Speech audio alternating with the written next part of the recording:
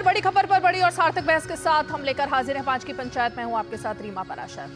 कल अपने इसी शो में 5 की पंचायत में हमने चर्चा की थी राहुल गांधी के अमेरिकी विदेशी दौरे पर, और हमने ये बात कही थी कि अभी तो एक ही दिन गुजरा है, अगले 2 दिन बाकी हैं, क्योंकि 3 दिवसीय यात्रा है राहुल गांधी की। और इन 3 दिनों में हर रोज राहुल गांधी कुछ ऐसा बम फोड़ेंगे कि विदेश तो नहीं लेकिन अपने देश में जरूर हंगामा हो जाएगा। क्योंकि अमेरिका में तो आज जितने लोगों ने अखबार देखा, और हमने भी आज सुबह से खंगालने की कोशिश की, किसी भी विदेशी अखबार में राहुल गांधी की इस यात्रा का ना जिक्र है, ना ही उनके बयानों का जिक्र है। क्योंकि राहुल गांधी का जो एक तरीके से रणनीति है और उनकी जो सोच है वो यही है कि विदेश में जब वो बयान दें तो सीधे सीधे भारत में उसका इंपैक्ट हो, क्योंकि उनका वोट बैंक जो है वो यहाँ है जिसे वो साधने की कोशिश कर रहे हैं। तो भाई आप यात्रा पर जाइए, कोई मनाही नहीं है, वहां जाकर आप सवालों के जवाब दीजिए, उसमें भी कोई मनाही नहीं है। लेकिन जब आप विदेश की धरती से भारत अपने देश के बारे में ऐसी बातें करते हैं तो समझ आता है कि शायद स्क्रिप्ट लिखने वाले या राहुल गांधी को फीडबैक देने वाले कुछ झूठ की दुकान चला रहे हैं। और ये जो सामान है झूठ का, ये क्यों बेचा जा रहा है, इसके पीछे भी क्या सोची समझी रणनीति है। क्योंकि एक तरफ आप चीन से अपना प्रेम दिखाते हो, वहीं पर बात खत्म नहीं होती। आज राहुल गांधी की जो बात सबसे ज्यादा सामने आई, उसमें उन्होंने एक बार फिर इलेक्शन कमीशन पर सवाल खड़े कर दिए, उस चुनाव आयोग पर जिसको लेकर अभी तक किसी ने इस तरह से सवाल नहीं खड़े किए। क्योंकि जब इस बार चुनाव हुए 2024 के, तो सबसे ज्यादा खुश तो राहुल गांधी ही दिखाई दे रहे थे और इंडिया अलायंस ही दिखाई दे रहा था, जिनको लग रहा था कि उन्होंने तो बीजेपी को हरा दिया, जबकि बीजेपी सत्ता में है। लेकिन उनको लगा हमने बहुत ज्यादा सीटें हासिल कर ली, उम्मीद से भी ज्यादा सीटें हासिल कर ली, और इसीलिए इस बार कोई ऐसी बात नहीं हुई। लेकिन अभी भी राहुल गांधी को लगता है इलेक्शन कमीशन ने बहुत ज्यादा धांधली की है, निष्पक्ष तरीके से चुनाव नहीं कराए हैं। और वो इसलिए लगता है उनको, जब उनसे सवाल पूछा गया, उन्होंने कहा इस बार तो मैंडेट हमारे फेवर में था, नरेंद्र मोदी कैसे प्रधानमंत्री बन गए, बनना ही नहीं चाहिए था। तो उनको शायद ये टीस भी है और ऐसी कुछ आस भी थी। दूसरी तरफ सिखों को लेकर उन्होंने एक ऐसा हमला बोल दिया जिस पर भारत में एक तरीके से ना सिर्फ निंदा हो रही है बल्कि सभी को दुख भी हुआ। क्योंकि शायद 1984 के वो दंगे राहुल गांधी भूल गए, इसलिए सब उनको 1984 की याद दिला रहे हैं और कह रहे हैं कि आपने ऐसा बयान किस रणनीति के तहत दिया। तो आज जरा इन सब पर चर्चा करेंगे कि राहुल गांधी की मंशा आखिर बार बार विदेश जाकर भारत के खिलाफ बयानबाजी करने की, संस्थाओं के खिलाफ बयानबाजी करने की और भारत के मूल कोर के बारे में बयानबाजी करने की आखिर क्यों जगती है। बेहद ही खास मेहमान जुड़ेंगे, लेकिन सबसे पहले तस्वीर और बयान जिनकी वजह से आज ये मुद्दा चर्चा में रहा।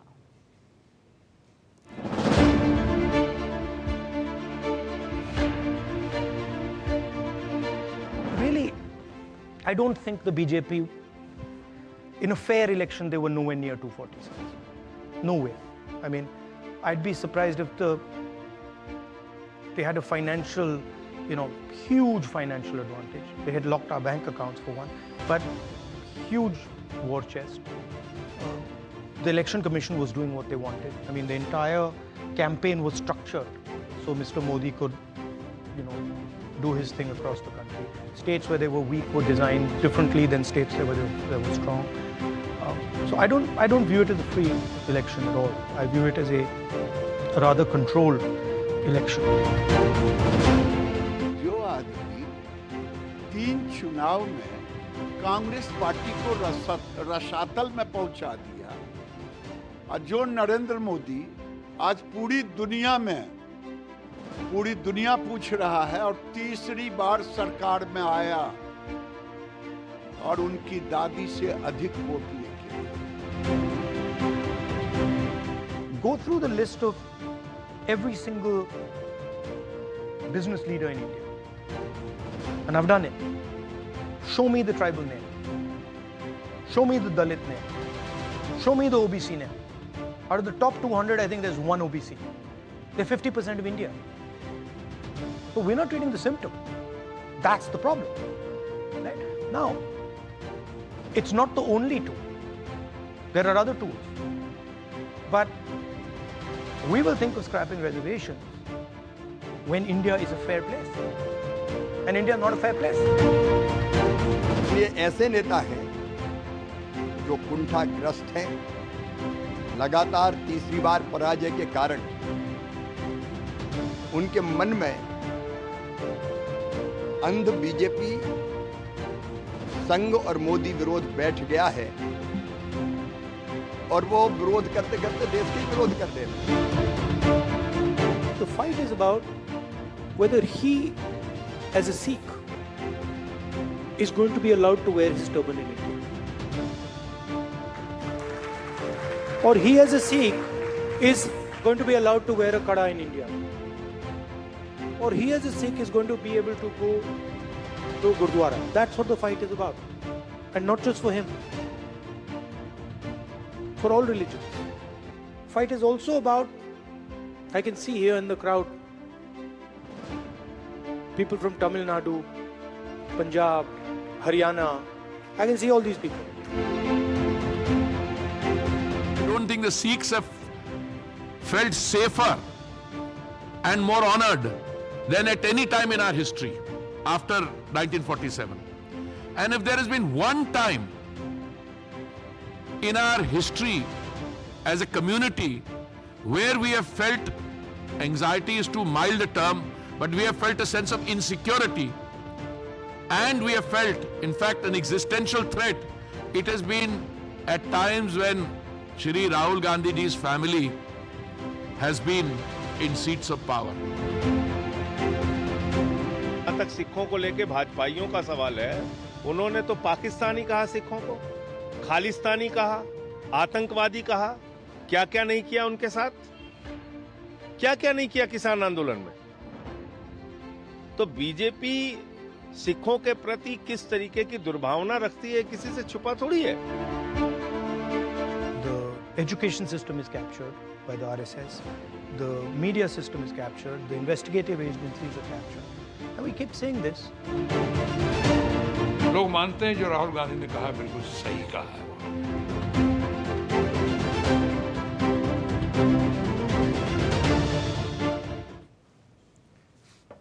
तो जाहिर तौर पर यही राहुल गांधी शायद चाह रहे हैं कि वो कुछ भी बोलें, उनकी बात चर्चा में रहे, वो चर्चा में रहें। कभी कांग्रेस पार्टी आरोप लगाया करती थी कि राहुल गांधी के बारे में ना कोई डिबेट होती है, ना ही उनके बयानों को सीरियसली लेती है मीडिया। आज भी राहुल गांधी ने एक बात कही कि मीडिया, संस्थान, संस्थाएं सब कुछ आरएसएस के कब्जे में है। तो भाई आप अपनी तरफ से पॉलिटिकल स्टेटमेंट दीजिए, लेकिन आप मीडिया पर फिर ऐसा हमला कर रहे हैं, क्योंकि लगातार राहुल गांधी चर्चा में है। तो जब वो चर्चा में होते हैं तो मीडिया तो चर्चा करती है। हम भी डिबेट कर रहे हैं, कल भी हमने राहुल गांधी की ये जो यात्राएं हैं, उनमें जो विवाद हो रहे हैं, जो बयान आ रहे हैं, उन पर चर्चा की। अब ये कहना कि मीडिया भी कब्जे में है, मीडिया में भी आज उन्होंने दलित, ओबीसी, तमाम जातियों की बात कही कि मीडिया में आप देख लीजिए एंकर्स जो हैं उनमें कौन कौन सी जाति होती है। तो ये तमाम बातें विदेश की धरती पर बिठाकर राहुल गांधी से कोई कहलवा रहा है, उनके खुद के मंसूबे हैं, क्या है आखिर? चलिए मेहमानों से समझने की कोशिश करते हैं। बेहद खास मेहमान हमारे साथ जुड़ गए, मैं परिचय करा देती हूँ अपने खास मेहमानों का। हमारे साथ बीजेपी का पक्ष रखने के लिए गोपाल कृष्ण अग्रवाल जी मौजूद हैं, बहुत बहुत स्वागत है आपका। हमारे साथ श्याम सिंह यादव जी नेता हैं बहुजन समाज पार्टी, ये भी मौजूद है। हमारे साथ प्रोफेसर धर्मेंद्र यादव मौजूद हैं, समाजवादी पार्टी के प्रवक्ता, और एक बेहद ही खास मेहमान संपादक, ऑर्गेनाइजर, राजनीतिक विश्लेषक और वरिष्ठ पत्रकार प्रफुल्ल केतकर जी भी हमारे साथ स्टूडियो में मौजूद है। आप सभी का स्वागत है। लेकिन मैं ज़रा शुरुआत करना चाहूँगी प्रोफेसर धर्मेंद्र यादव आप ही से। ये जो बयान आ रहे हैं राहुल गांधी के, तमाम बातें पॉलिटिकली मोटिवेटेड हो सकती हैं, वो बयान दे सकते हैं, लेकिन कल चीन का प्रेम दिखाई दिया, आज इलेक्शन कमीशन के साथ उनका फिर से एक बार दुख जो है या गुस्सा वो झलक आया। मैंने आज आपको इस शो में इसलिए आमंत्रित किया क्योंकि मैं जानना चाहती थी कि इस बार 2024 के चुनाव के बाद से अखिलेश यादव हीरो बनकर उभरे और उनको ऐसा लगता है कि उन्होंने सब कुछ मात दे दी उत्तर प्रदेश में बीजेपी को। इसी तरह से कांग्रेस को भी लगता है कि इस बार उन्होंने सारे रिकॉर्ड तोड़ दिए, जबकि पता है कि सीटें कितनी आई, वोटिंग परसेंटेज क्या था, सब पता है। लेकिन धर्मेंद्र जी, ये जो इतनी सीटें समाजवादी पार्टी की आई, इसमें आप लोग क्या मैनेज नहीं कर पाए चुनाव आयोग को, या मैनेज कर पाए इसलिए आई हैं? ऐसा तो राहुल गांधी को लगता है। इसका मतलब मैनेज करने से ही हुआ है सब कुछ। रीमा जी, अगर मैनेज कर पाते हम लोग, हमारे पास भारतीय जनता पार्टी जितना धनबल होता, हमारे पास कारपोरेट लॉबी होती, तो 18 सीटों पे भारतीय जनता पार्टी के लोग ये मानते हैं कि 18 सीटें समाजवादी पार्टी और इंडिया गठबंधन को और मिलती 2024 के लोकसभा चुनाव में। अच्छा, उसमें मेरठ की सीट शामिल है, फिरोजाबाद की सीट शामिल है, और मीडिया रिपोर्टिंग भी उसकी आपने देखा होगा किस तरह से भारतीय जनता पार्टी के पक्ष में पूरी ब्यूरोक्रेसी लगी हुई थी। इस बात को कहने में कोई गुरेज नहीं है हमें। नहीं तो एक मिनट धर्मेंद्र जी, ये बाकी सीटों पर इलेक्शन कमीशन ने आपकी सुन ली और इन 18 सीटों पर आपकी नहीं सुनी, ये स्पेसिफिक क्या था? ये 18 सीटों से इलेक्शन कमीशन का क्या मतलब, क्यों ऐसा हुआ? इलेक्शन कमीशन क्यों नहीं मना पाए आप उसको? एक जो बड़ा जनादेश होता है, बड़ा जनादेश के सामने इलेक्शन कमीशन बायस्ड रहने के बाद भी हमें 37 के नीचे नहीं पहुंचा पाया, हम ये कहना चाहते हैं। अच्छा, मतलब बायस था, ये आप भी मानते हैं? आप भी मान रहे हैं कि इलेक्शन कमीशन ने फ्री एंड फेयर इलेक्शन नहीं करवाया, ऐसा आप भी मानते हैं? बिल्कुल नहीं करवाया, आप भी मानते होंगे इस बात को, आप नहीं कहेंगे सो में मेरे मानने ना मानने की बात नहीं हो रही है, चर्चा आपकी बात मानने पर है। आप देखिए, आप भी भारत की नागरिक हैं, आपको भी मानना पड़ेगा। क्यों मानना पड़ेगा? 40 करोड़ इसलिए मानना पड़ेगा कि आप भी भारत का हर नागरिक वही मानता है जो समाजवादी पार्टी मानती है क्या? या भारत का हर नागरिक वही मानता है जो राहुल गांधी मानते हैं? ऐसा हो गया है क्या देश में? अब सुन तो लीजिए, मैंने कहा कि आपको अपना व्यू देना पड़ेगा, या आप मानती हैं कि बहस है या नहीं है, या आप कहिए है या नहीं है, दोनों में से आपको कहना पड़ेगा कुछ ना कुछ। मुझे क्यों कहना पड़ेगा? आप कहिए ना, आपको जो कहना है। नहीं, मैं तो कह रहा हूं, पर आपको भी कहना पड़ेगा, देश आपको भी जानना चाहता है, आपको भी पक्ष जानना चाहता है, नहीं हमारे पक्ष जानना चाहता है। दूसरी बात जो राहुल जी ने और बात कही है, आप मुझे बता दीजिए इस देश के 23 IIT में कितने ओबीसी के डायरेक्टर हैं, मुझे बता दीजिए। 49 केंद्रीय विश्वविद्यालय में कितने वाइस चांसलर ओबीसी के हैं, SC के, मुझे बता दीजिए। उत्तर प्रदेश की 38 स्टेट यूनिवर्सिटी में कितने वाइस चांसलर ओबीसी और SC के हैं, मुझे बता दीजिए। उत्तर प्रदेश के 5 कृषि विश्वविद्यालय में एक ही जाति के वाइस चांसलर है, ओबीसी और SC के नहीं है। आप जुडिशरी मुझे बता दीजिए जितने जज हैं, सुप्रीम कोर्ट में जितने जज हैं उसमें कितने जज ओबीसी SC के हैं, हाई कोर्ट में कितने जज ओबीसी SC के, मुझे बता दीजिए। बात कुछ इस तरह से तो आप सवाल ओके धर्मेंद्र जी, गोपाल जी इसका तो जवाब देंगे, लेकिन मुझे ऐसा लग रहा है कि देश में डिबेट अब ऐसी हो रही है कि जब से आजादी मिली है भारत को, तब से सिर्फ और सिर्फ बीजेपी की सत्ता रही।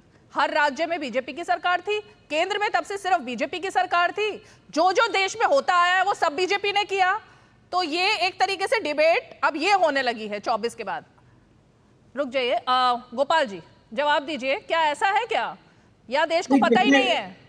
नहीं, जिस तरह से ये बात करना चाहते हैं, मसीहा बनना चाहते हैं कांग्रेस के राहुल गांधी और समाजवादी पार्टी और अपोजिशन पार्टीज, ये बताएं कि ओबीसी कमीशन को संवैधानिक दर्जा किसने दिया था? भारतीय जनता पार्टी, मोदी जी ने दिया, हमारी सरकार ने दिया। इतने वर्षों से ओबीसी कमीशन बनाया लेकिन संवैधानिक दर्जा नहीं दिया। जिस तरह से देश का आज प्रधानमंत्री जो राष्ट्रपति हैं, जो जिस तरह से ट्राइबल और राष्ट्रपति बनाए, प्रधानमंत्री ओबीसी हैं, जिस तरह से कैबिनेट में स्थान दिया है, तो यह जो पॉलिटिक्स करना चाहते हैं जातिवादी के नाम पे या इस तरह से, यह देश में विघटनकारी फोर्सेस को आगे लाके ये करना चाहते हैं, अपनी राजनीतिक रोटियां सेकना चाहते हैं। कभी मुसलमानों को लेके माइनॉरिटीज की बात करके देश को विघटनकारी स्थान पे, रास्ते पे ले जाना चाहते हैं। अल्टीमेटली इस देश में जिस तरह से पूरे सब समाज को साथ लेके सबका विकास, सबका विश्वास, सबका प्रयास, उस माध्यम से जिस तरह से पिछले 10 साल में मोदी सरकार के अंतर्गत जो काम हुए हैं वो अपने आप में एग्जाम्पलरी हैं। सभी समाज को जिस तरह से जन कल्याणकारी योजनाएं चली हैं, जिस तरह से उन जन कल्याणकारी योजनाओं का डीप पेनिट्रेशन हुआ है, जिस तरह से एस्पिरेशनल डिस्ट्रिक्ट में हर घर तक नल के द्वारा जल पहुंचना है, शौचालय का निर्माण है, प्रधानमंत्री आवास योजना के माध्यम से हर व्यक्ति को 4 करोड़ घरों का गोपाल जी, आप बहुत एक मिनट गोपाल जी, आप बहुत सीरियस जवाब दे रहे हैं, लेकिन मुझे लगता है कि राहुल गांधी भी सीरियसली हमले नहीं कर रहे हैं, और अभी धर्मेंद्र जी ने भी जो मुद्दा उठाया वो सीरियस मुद्दा मुझे समझ नहीं आया, लेकिन आप पूरे आंकड़ों के साथ सीरियस बहस को करना चाहते हैं। लेकिन भाई सीरियस बहस हो कर रही है देश में। नहीं तो ये तो देखिए, यह तो इससे क्लियर बात है कि कौन काम कर रहा है और कौन राजनीतिक बयानबाजी कर रहा है। ठीक है, और बयानबाजी भी किस उद्देश्य से कर रहा है। सबसे बड़ी बात, आप हरदीप पुरी जी ने क्या कहा था कि यह जो फॉल्स नैरेटिव क्रिएट करना चाहते हैं। राहुल गांधी विदेश में जाके सिख लोगों के टर्बन नहीं पहन सकते, कड़ा नहीं पहन सकते। ये किस तरह की भाषा है, किस तरह का ये प्रचार है, किस तरह से देश को अंडरमाइन करना, देश के सांस्कृतिक धार्मिक वो जो पूरे कॉन्स्टिट्यूशनल जो राइट्स हैं उनको अंडरमाइन करने का काम कर रहे हैं। तो यह केवल राजनीतिक लाभ से कर रहे हैं, ये पॉलिटिकल डिबेट्स हैं। हाँ। जो ये फॉल्स नैरेटिव क्रिएट करके, और इसमें ग्लोबल फोर्सेस लगी हुई हैं जो भारत को मजबूत स्थिति में नहीं देखना चाहते। मैं इस मुद्दे पर भी आती हूँ गोपाल जी। मैं इंतजार कर रही थी कि एक बार कांग्रेस के भी यहाँ पर जरा समर्थक जुड़ जाते तो मैं उनसे पूछती, क्योंकि आपने जो सिख वाला मुद्दा उठाया है उस पर। लेकिन प्रफुल्ल जी, मैं आपको डिबेट में लेकर आना चाहूंगी। ये जो दलील दी जा रही है, अगर कांग्रेस से दी जाती बचाव करते हुए राहुल गांधी का, तो समझ में आता कि उनकी पार्टी के नेता है, उनकी पार्टी के एक तरीके से सब कुछ इस वक्त राहुल गांधी है, चेहरा भी वही है। लेकिन धर्मेंद्र जी भी उसका समर्थन कर रहे हैं, वो जो कि इस वक्त इस बात के लिए सबसे ज्यादा एक तरीके से उत्साहित थे, अखिलेश यादव, कि उत्तर प्रदेश में हमने किला फतेह कर लिया, योगी आदित्यनाथ को हरा दिया, नरेंद्र मोदी को दिखा दिया यूपी किसका है। वो पार्टी भी अगर कह रही है, मतलब देश में अब पार्टियों को ये लगता है या तो सारी सीटें हमारी आए, और या फिर अगर कुछ सीटें हम हार गए तो फिर ये चुनाव आयोग की गलती है। तो ये लोकतंत्र है।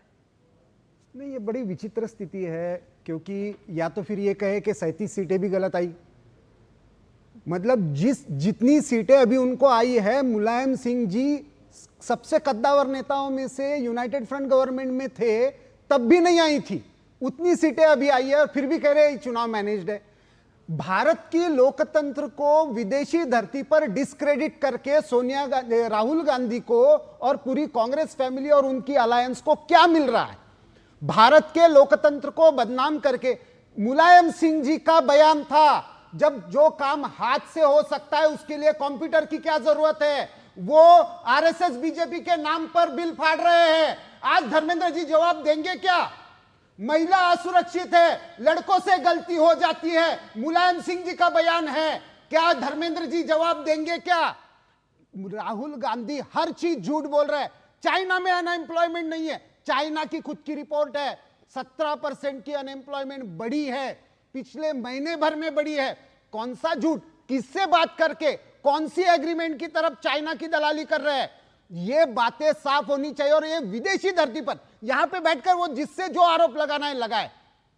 विदेशी धरती पर भारत के लोकतंत्र के बारे में इस तरह की बातें करने का अधिकार उनको किसी ने दिया नहीं है। कोई भी विदेश में जाकर यदि कोई बोले भाई समाजवादी पार्टी अखिलेश यादव की सरकार थी तो उसमें एक अलिखित नियम था, पुलिस को ऑर्डर था, ये कम्युनिटी के विरोध में कोई भी केस आता है तो दर्ज नहीं करना है, ये चर्चा कभी होती है क्या? करनी भी नहीं चाहिए। लेकिन यह दुर्भाग्यपूर्ण बात है कि एक झूठी अलायंस को, जिसका ना कोई आइडियोलॉजिकल बेस है, पूरी की पूरी मुलायम सिंह जी की राजनीति एंटी कांग्रेसिज्म की रही, आज वो उनके साथ बैठ गए तो उनकी हर चीज को डिफेंड करने लगे।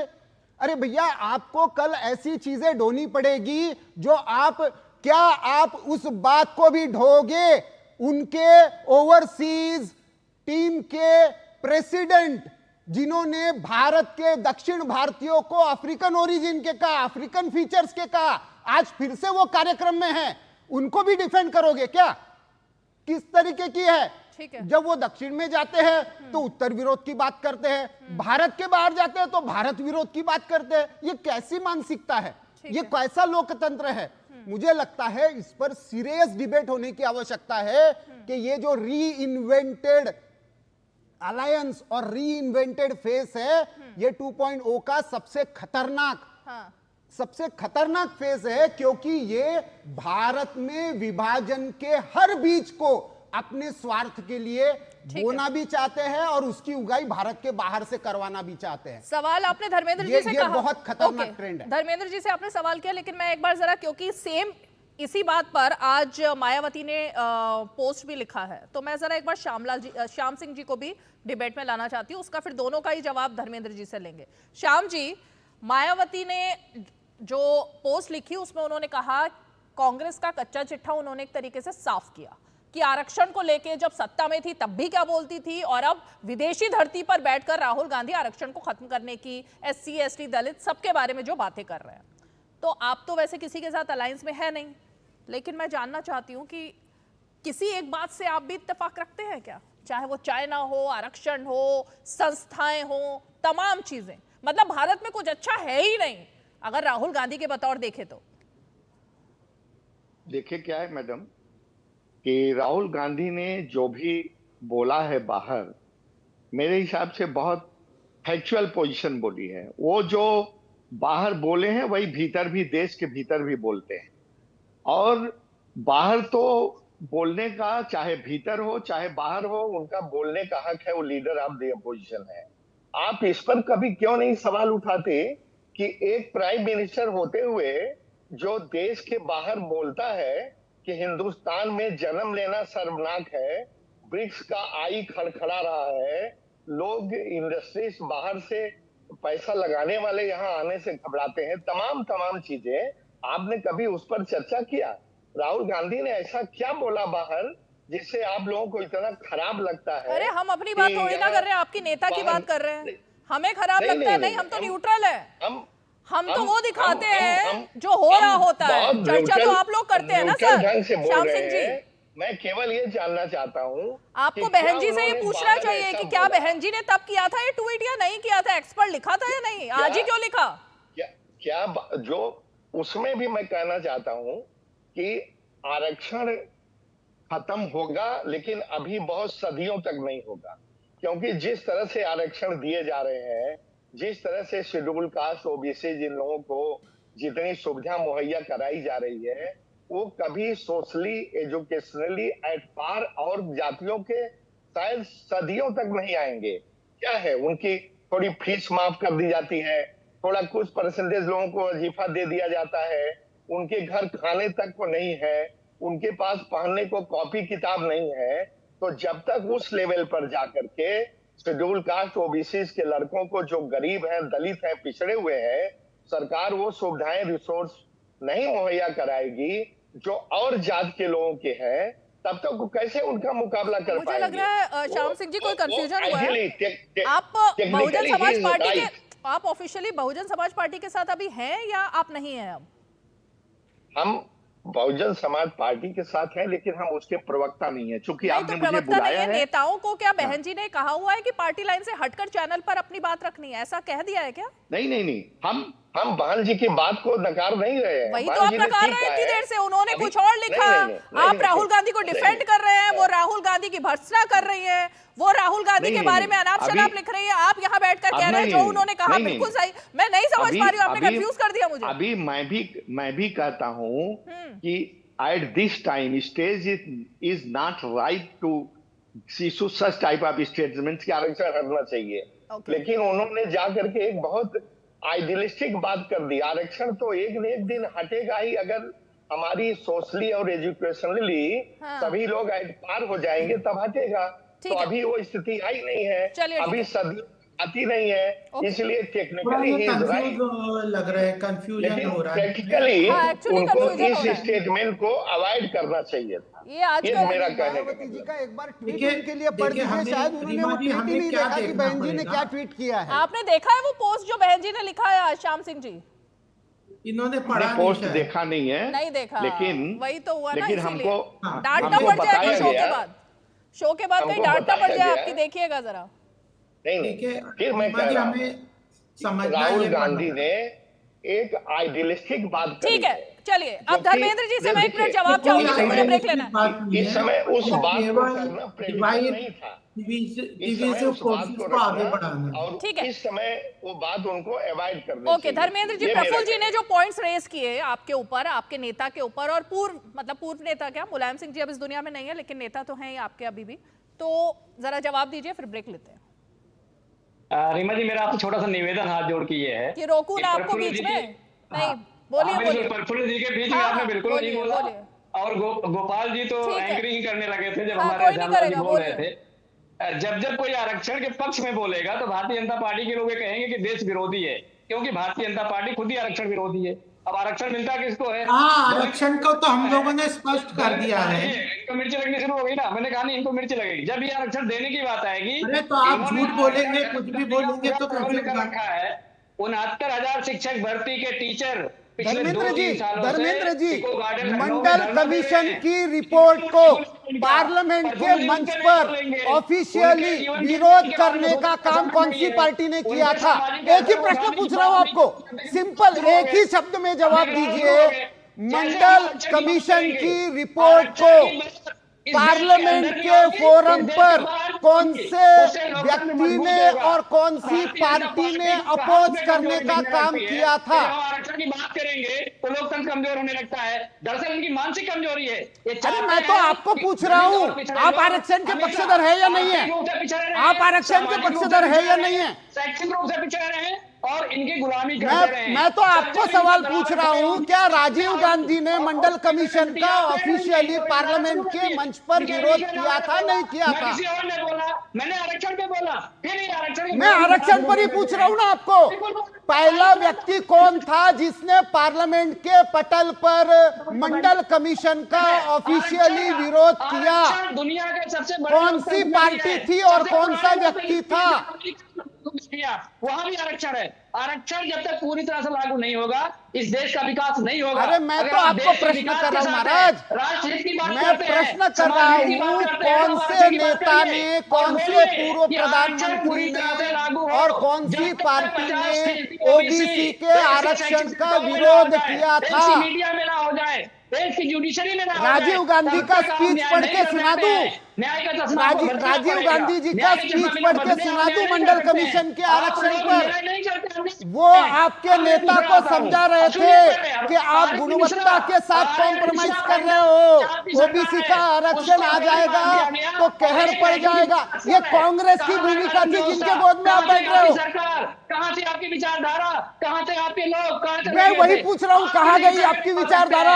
आप दलित को नहीं छोड़ेंगे, पिछड़े को नहीं छोड़ेंगे। अरे मैं वही पूछ रहा हूँ, मैं वही पूछ रहा हूँ कि आरक्षण का, ओबीसी आरक्षण का जिन्होंने विरोध किया, कुछ कांग्रेस पार्टी के साथ आप क्यों जाकर बैठे हो? धर्मेंद्र जी, अगर एक एक करके बात करेंगे ना, सवाल भी सुनेंगे, जवाब भी देंगे तो अच्छा रहेगा, क्योंकि दोनों अगर दोनों प्रवक्ता मैंने तो सवाल किया आपको, सिंपल एक शब्द में जवाब दीजिए। ओबीसी आरक्षण का पार्लियामेंट के पटल पर विरोध करने वाली अकेली पार्टी कौन सी थी? क्या वो भाजपा थी?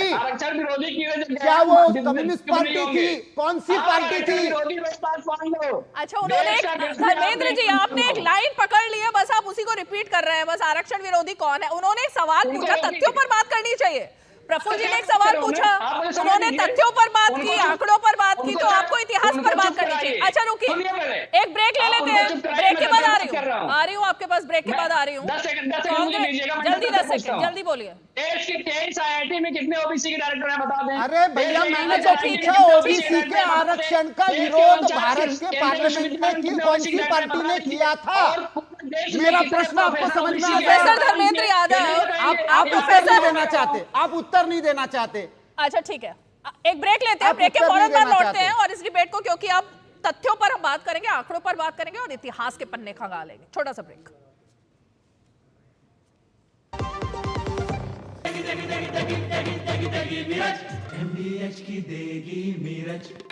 देगी मिर्च का तड़का, अंग अंग फड़का। MBH की देगी मिर्च। सर, आपका KYC अपडेट करना है, नहीं तो अकाउंट और ATM कार्ड ब्लॉक हो जाएगा। सावधान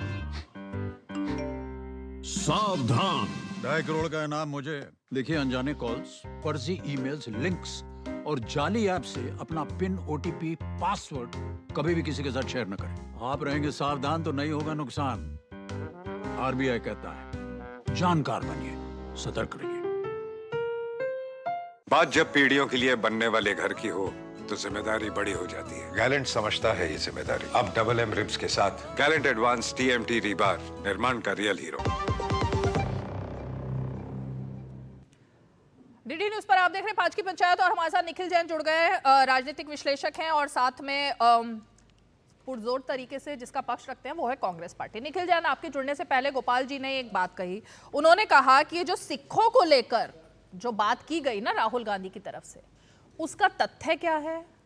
क्या कोई रिसर्च उन्होंने की थी? अपनी आंखों से कुछ ऐसा देखा था गुरुद्वारे में नहीं जाने दिया जा रहा है सिखों को टर्बन पहनकर, या फिर देश में आग लगाने की कोई कोशिश है कि जब तक मैं अमेरिका से लौटूं हर बार तो देश में एकदम तहलका मच चुका हो, बंटवारा हो चुका हो, तोड़ चुके हो देश को? ये सब कोई सोची समझी रणनीति है क्या?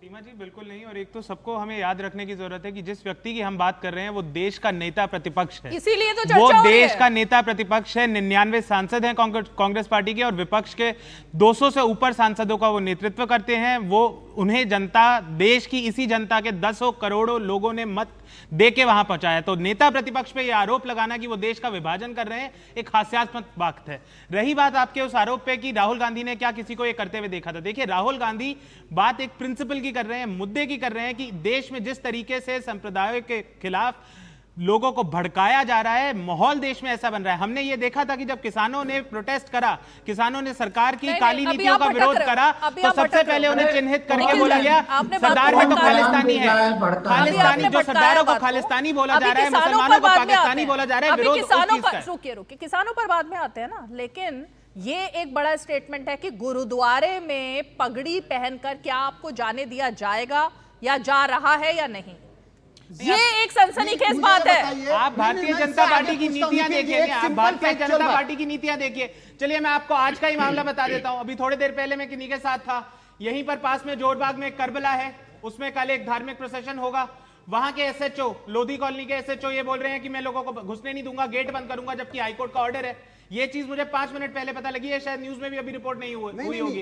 इस तरीके का जब देश के प्रशासन का स्वभाव रहेगा कि कोई धार्मिक प्रोसेशन हो रहा है, चाहे जिस भी धर्म का हो, हिंदू धर्म का हो, इस्लाम का हो या सिख का हो, अगर उस पर रोक सरकार ऐसे लगाएगी तो लोगों को, खास करके जो भी अल्पसंख्यक समुदाय हैं, चाहे वो सिख हो या मुसलमान हो, उनको ये डर तो रहेगा ना कि कल को बीजेपी ने सवाल पूछा 1984 भूल गए क्या राहुल गांधी? उसका जवाब दिया गया नहीं। 1984 पे राहुल गांधी साफ साफ बोल चुके हैं कि जो हुआ वो बहुत गलत हुआ। सिखों का जिस तरीके से सिखों के साथ गलत किया गया, उनका कत्लेआम हुआ, उनकी औरतों का बलात्कार हुआ, वो एकदम गलत था। और पेड़ गिरता है तो धरती हिलती है, यह उनके पिताजी का स्टेटमेंट था। नहीं, संदर्भ से बाहर ले जाया जा रहा है। मैं नहीं कह रहा कि उनका स्टेटमेंट नहीं है, ये संदर्भ नहीं है। नहीं, संदर्भ राजीव गांधी का स्टेटमेंट नहीं, मैं नहीं कह रहा सेंटेंस नहीं है, मैं कह रहा हूं संदर्भ से बाहर लेकर जाया जा रहा है। संदर्भ वही है, कोई भी सिख हत्याकांड का स्टेटमेंट है। किसी भी कमीशन, पिछले 10 साल का कमीशन ने किसी भी बीजेपी के नेता का, आरएसएस के नेता का सिख पगड़ी पहनकर गुरुद्वारे में नहीं जा सकता, ये स्टेटमेंट दिखा दीजिए या एक्शन दिखा दीजिए। एक्शन तो ये है ना कि जब सिख विरोध करेंगे सरकार का तो उन्हें खालिस्तानी कहा जाएगा। सिख कौन विरोध कर रहे थे? आपको किसान थे या सिख थे? किसान थे, लेकिन किसान थे ना? नहीं, अरे गुरुद्वारे में पगड़ी पहनकर, पगड़ी पहनकर किसको जाने में विरोध कर रहा था? आप आदमी है या नहीं? पगड़ी पहनकर जाने में नहीं, उसका क्या संबंध है? पगड़ी पहनकर आप आदमी भी हैं और आप नरेंद्र मोदी के समर्थक भी हैं। पगड़ी पहनकर नहीं, मैं इस देश का समर्थक हूँ, इस देश का समर्थक हूँ। आपका नेता मोदी में बाहर, आपका नेता नहीं, नेता प्रतिपक्ष है। आपका नेता भारत के बाहर जाकर भारत के लोकतंत्र का अपमान कर रहा है। भारत के रुकिए एक मिनट, सुनिए एक मिनट, निखिल जैन चाइना में एम्प्लॉयमेंट बढ़ रही है। ठीक है चाइना में एम्प्लॉयमेंट, अरे सुनिए निखिल जैन 17% अनएम्प्लॉयमेंट बढ़ी है पिछले साल में। प्रफुल्ल जी बढ़ी है। अरे भाई इस तरह से नहीं होती है डिबेट। एक मिनट रुकिए निखिल जैन, आपने कहा ये संदर्भ से बाहर की बात है। संदर्भ से बाहर की बात इसलिए नहीं है 1984, क्योंकि आज जब प्रेस कॉन्फ्रेंस हुई उसमें बहुत सारे सिख समुदाय के लोग थे और सबने कहा हमें देश में, भारत में सबसे ज्यादा डर, इनसिक्योरिटी तब महसूस हुई जब कांग्रेस पार्टी की सरकार थी 1984 में, और आज हमारे लिए बहुत से काम हुए और वो काम गिनाए गए। संदर्भ इसलिए सेम है कि राहुल गांधी सिखों की जब बात करते हैं और नाम पूछते हैं कि तुम्हारा नाम क्या है, उस वक्त नाम पूछे गए थे या नहीं? तो ये संदर्भ कैसे अलग हो जाता है? जी एक चीज देखिए कि इस देश में सिर्फ एक सिख बहुल सिख मेजॉरिटी राज्य है, और उस राज्य में 1984 के बार कांग्रेस की सरकार आई, देखिए 84 में जो हुआ गलत था, उसमें क्या कांग्रेस के नेता शामिल थे? हाँ थे। क्या उसके लिए राहुल गांधी ने माफी मांगी? हाँ। सोनिया गांधी ने माफी मांगी? हाँ। नहीं। प्रधानमंत्री मनमोहन सिंह ने माफी मांगी? हाँ। सोनिया गांधी ने कोई माफी नहीं इकलौता सिख प्रधानमंत्री कांग्रेस पार्टी ने इस देश को दिया है। यूपीए की सरकार का नेतृत्व प्रधानमंत्री मनमोहन सिंह ने करा और उन सिख का कैसे कमजोर किया गया? प्रधानमंत्री को बचाया गया। कहां जगदीश टाइटलर को बचाया गया? किसने बचाया? 2004 में पहली बार 2004 में पिछले 10 साल में आपकी सरकार पहली बार 2004 में सरकार आने के बाद पहला केस विड्रॉ हुआ था जगदीश टाइटलर का। 1998 से 2004 में किसकी सरकार थी? 14 से 24 में किसकी सरकार थी? आज तक जगदीश टाइटलर जेल में क्यों नहीं है? 2004 तक क्या था? 84 से क्या था? 84 से 2004 तक तो पहले बोल रहा हूं ना, वही चंद्रशेखर आए, आई.के. गुजराल आए, देवेगौड़ा आए, प्रधानमंत्री यूपीए ने सोनिया गांधी की सरकार ने क्यों विड्रॉ किया? सीबीआई ने क्लोजर दिया, सीबीआई ने क्लोजर दिया। आप भड़काइए मत, आप भड़काने का कोई भी समाज को पिछले 10 साल में जितना बदल नहीं जाएगा, वही बता रहा हूँ।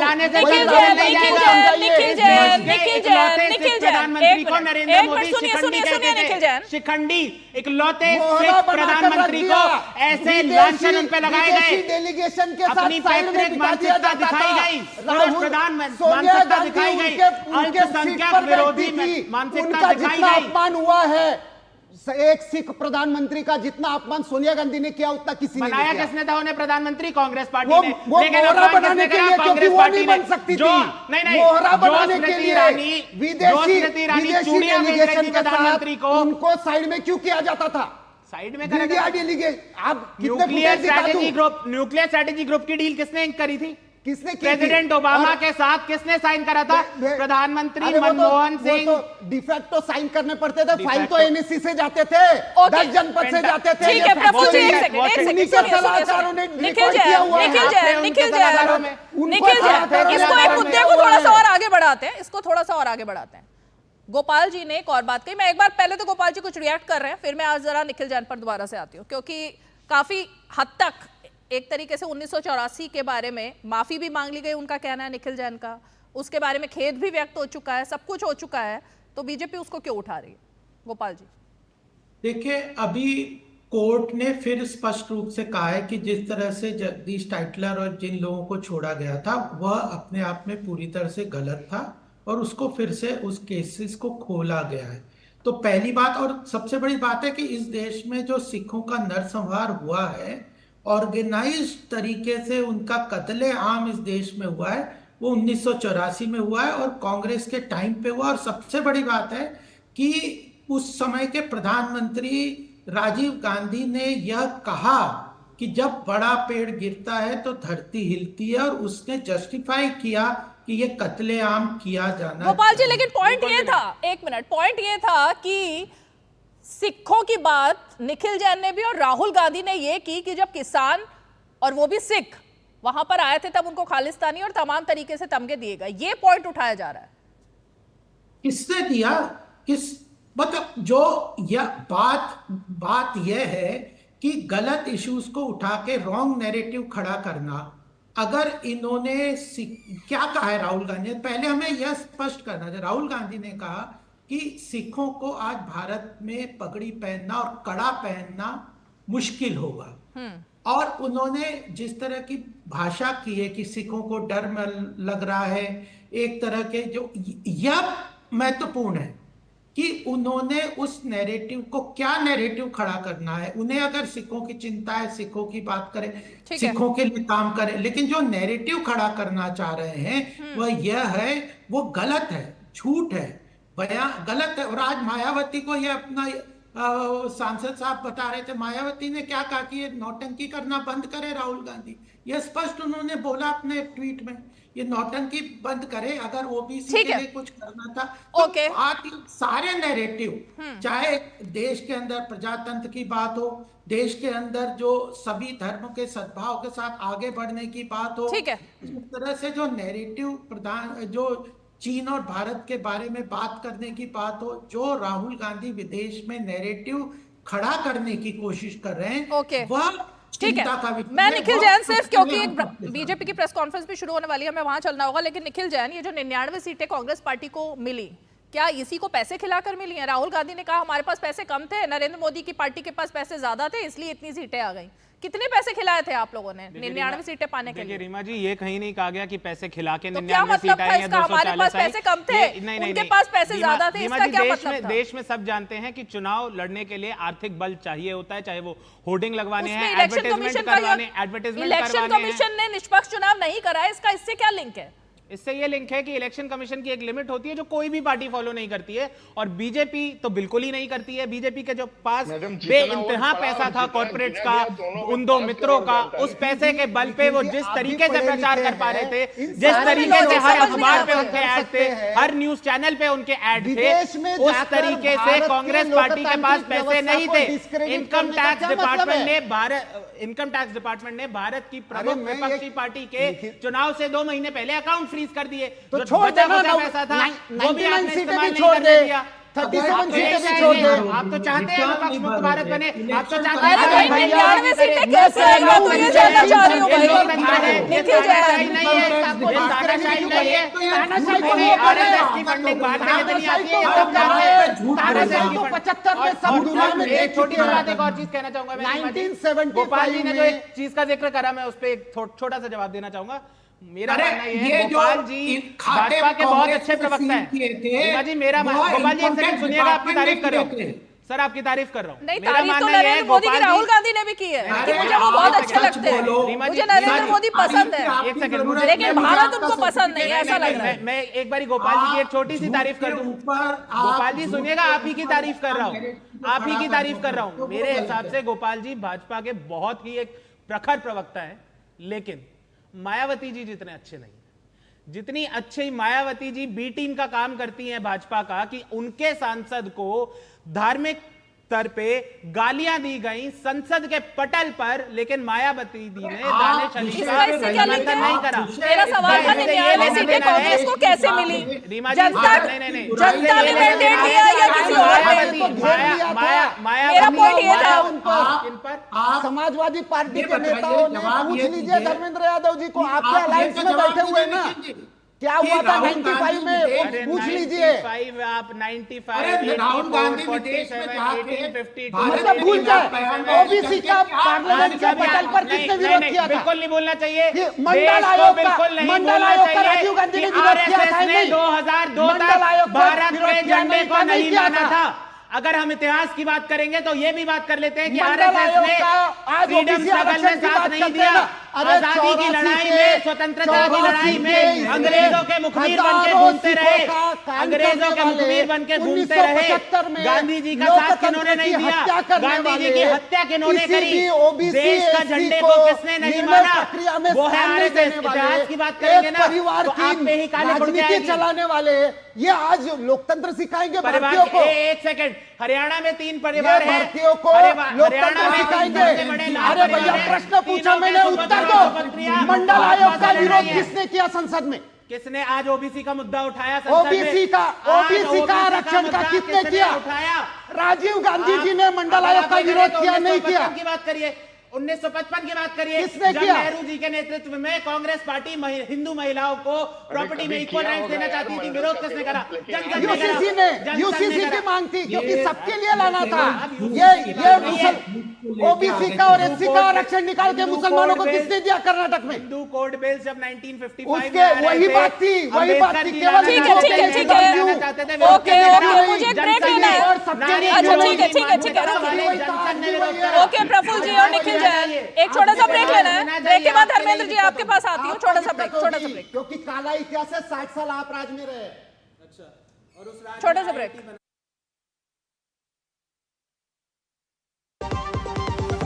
दादी के हाथों का जादू और खुशबू से महकता घर। MDH गरम मसाला, असली मसालों से भरा हूँ मैं, क्योंकि हर रिश्ता है स्वाद से जुड़ा। मुथूट फाइनेंस, इंडिया का number 1 most trusted financial services brand. तो गोल्ड लोन के लिए कॉल करें 1-800-313-1212।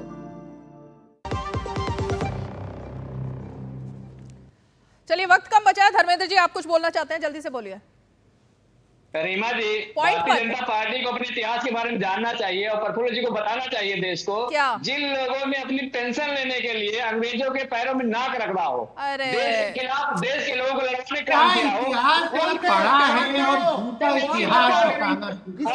कांग्रेस के नेताओं के बारे में, कांग्रेस के नेताओं के बारे में, अरे भाई साहब, कंप्यूटर का विरोध किसने किया? आप ओबीसी आरक्षण का विरोध करने के साथ पाले में क्यों बैठे हुए हो? अकेले प्रधानमंत्री, अकेले नेता जिन्होंने ओबीसी आरक्षण का विरोध किया, उनके अलायंस में बैठे हो। सरकारी कमीशन को दबा के रखा, जो फेडरल गवर्नमेंट की थी, मंडल आयोग को दबा के रखा। एक एक करके प्लीज। धर्मेंद्र जी का पॉइंट सुनते हैं। प्रफुल्ल जी एक मिनट, धर्मेंद्र जी का पॉइंट क्या है? धर्मेंद्र जी पॉइंट क्या है आपका? जल्दी बोलिए, आपका पॉइंट क्या है? देश से लगाव नहीं था क्या? देश के झंडे से लगाव नहीं था क्या? मुझे बता दीजिए। अरे क्या पॉइंट है? आजादी के लिए एक काम बताइए, जिन लोगों ने देश के लिए खून दिया आज वो आरक्षण मांगने का गलत कर रहे हैं।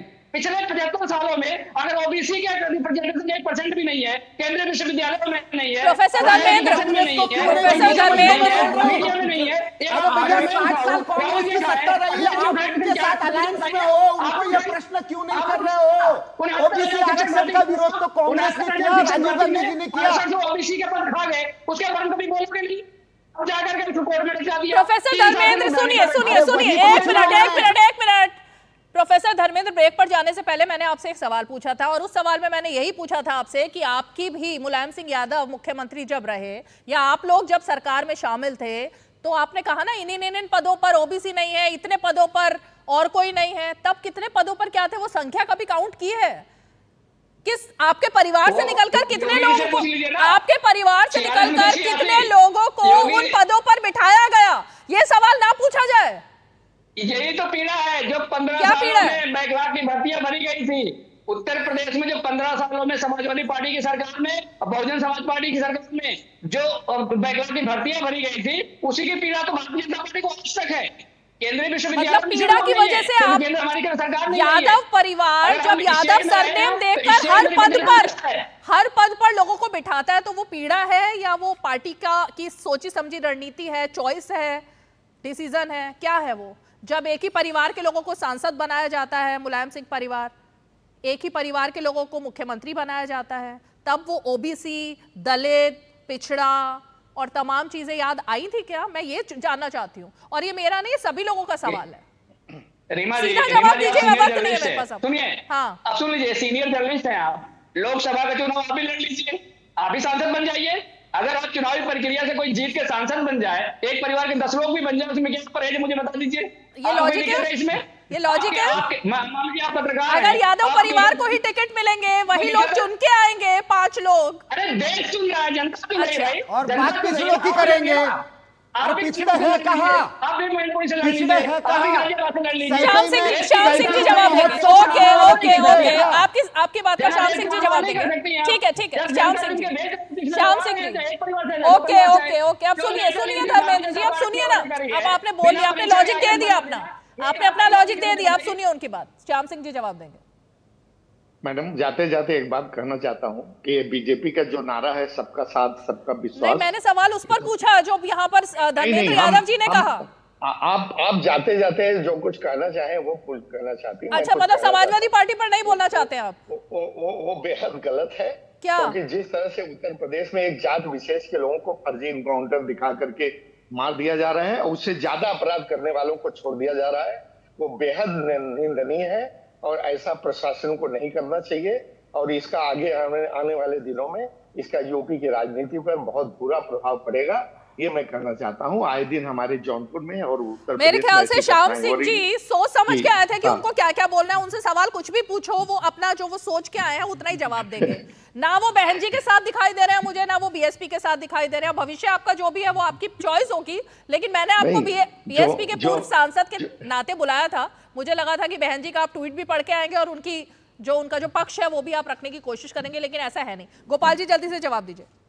देखिए, सबसे बड़ी बात है कि जो राहुल गांधी कर रहे हैं विदेश में जाके, वह अपने आप में देश के लिए बहुत अहितकर है, लेकिन वह उससे भी बड़ी बात यह देश में आज समझनी पड़ेगी सब लोगों को आपके माध्यम से कि ये जो फॉल्स नैरेटिव डिविजिव नैरेटिव खड़ा करने का प्रयास कर रहे हैं, विदेश के थ्रू, विदेशी ताकतों के साथ मिलके देश को कमजोर करने का राहुल गांधी कर रहे हैं। यह दुर्भाग्यपूर्ण है, गलत तथ्यों पर झूठ बोल के और देश के नुकसान की बातें करने। निखिल जैन, मैं यही पूछना चाहती हूँ, हरियाणा में चुनाव है, जम्मू कश्मीर में चुनाव है, अगर चुनाव आयोग पर अब कोई भरोसा नहीं है तो हरियाणा के चुनाव का क्या कांग्रेस बॉयकॉट करने वाली है या कहने वाली है कि चुनाव आयोग बदल दिया जाए, हम इस चुनाव आयोग के अंडर में ये चुनाव लड़ना ही नहीं चाहते हरियाणा में? और अगर हरियाणा का जो रिजल्ट आता है वो कांग्रेस के पक्ष में आता है, तब क्या दलील होगी? रीमा जी, कभी भी कोई भी ये नहीं कह रहा कि जो भी इलेक्शन जीते जा रहे हैं या हारे जा रहे हैं वो पूरा का पूरा चुनाव आयोग का गमन है। कहा यह जा रहा है कि चुनाव आयोग निष्पक्ष नहीं है, जिस तरीके से उन्हें लेवल प्लेइंग फील्ड देना चाहिए वो नहीं दे रहे। हमने देखा किस तरीके से चुनाव आयोग ने लोकसभा इलेक्शंस के दौरान पहले मतदान के चरण के बाद कितने 11 दिनों तक नंबर नहीं निकाले, दूसरे चरण के बाद 5 दिन तक नहीं निकाले, और वही चुनाव आयोग तीसरे और बाकी के चरणों के बाद 2-2 दिन में नंबर निकाल रहा था। जो चुनाव आयोग इतने सालों से 2 दिन में नंबर निकाल देता था उसे 11 दिन लग रहे थे। प्रधानमंत्री नरेंद्र मोदी के खिलाफ कंप्लेन होती थी तो उसका जवाब प्रधानमंत्री से मांगने की जगह नड्डा जी से मांगा जाता था।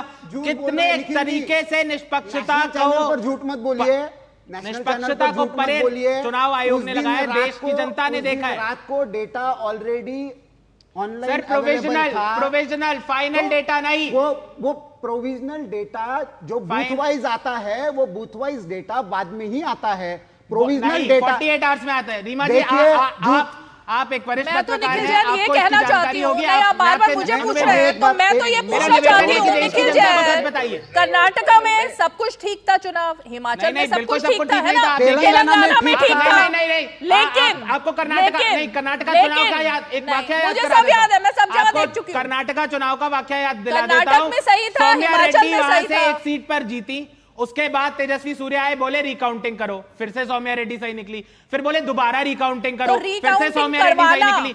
सौम्या रेड्डी बाद में 16 वोट से हारी, चौथे रिकाउंट के तहत होता है ना, ये देश में पहली बार हुआ था। इतना बना दिया।